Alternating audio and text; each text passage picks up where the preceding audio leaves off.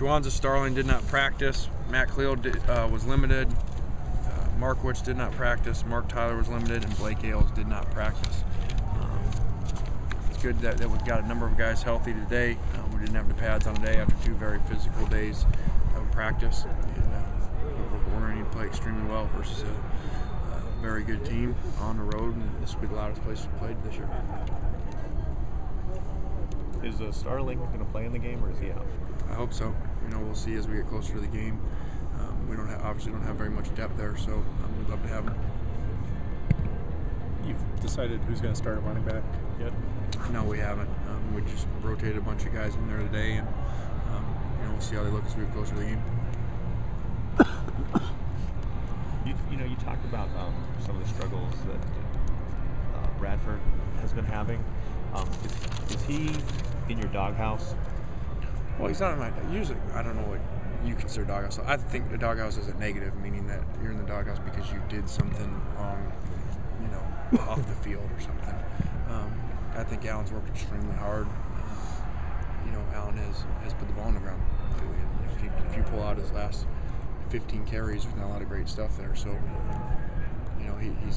he's not playing as much, but I would not consider him in my doghouse. We put him in quick. I don't know. I think that was the first quarter. Last week we threw him in there, and he put the first ball on the ground. So I would definitely not say doghouse. Kyle Prater had a really good week working scout. Is it safe to say we're finally seeing him at 100%? Yeah, I think he's very close to 100%. It's good, and to have him out here and to be able to develop him, and then you get him all over again.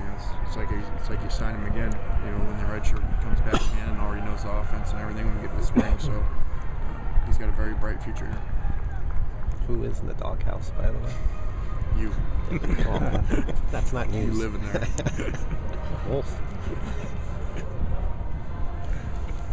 Lane, can you talk about the defensive ends at Arizona and just the challenge of them running this year?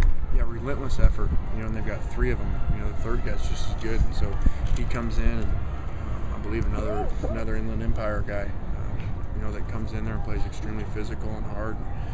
They just don't take down off. Watch those 2 starters. They play every down like it's the last down of the game, and phenomenal pass rushers. Do you have the line to hold up against them? We better.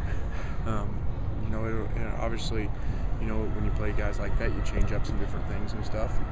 So hopefully we have a good plan. Stanford protected Luck pretty well last week.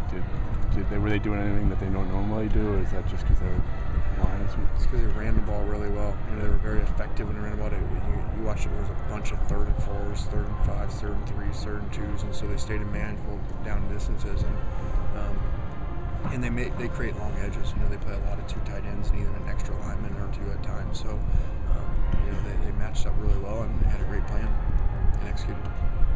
And some of the special teams contributions last week, is that a result of some of the work kind of catching up, over the course of the season that maybe working on this one? Yeah, I think special teams sometimes take longer than your other 2 phases because even though I think we dedicated as much time as anybody to special teams, it's still never as much as offense and defense. And so, I think that as the season goes on, we've seen the drill work from the spring and from the fall, and pay off for us. The blocks are an example of that. Blocks, we just don't tell them to go run. That's a lot of drill work and exactly the right time to lean, when to throw, when to leave your feet. So it's good to see that pay off. What do you want to see out of Barkley this year? I really want to see him make really good decisions when those critical times come and not play on his emotions. Look at those 2 interceptions, the 2 really bad interceptions, Washington State and then last week came after emotional plays. I believe both of them are after blocked punts. That's about as emotional play as you can have for your sidelines. And all of a sudden, it's not just like a big pass play or run play. You're running in there as first play, and coach gives you a play that has potential to go to the end zone. You can't just throw it unless it's there. If it's not there, you got to check it down. So that's really where I hope we see his development take the next step.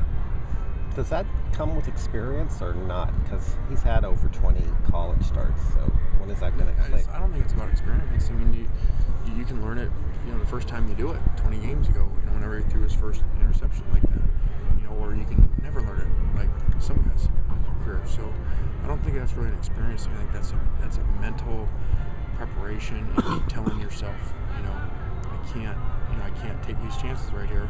2nd and 10 is not a bad thing. How many players will you take? That's a good question. I don't know exactly how many it is. I want to say we were at, with the walk-ons that were going, I thought we were at 66 or 67 today. How many are on scholarship? I don't know. 40. All right, thanks guys. Thank you.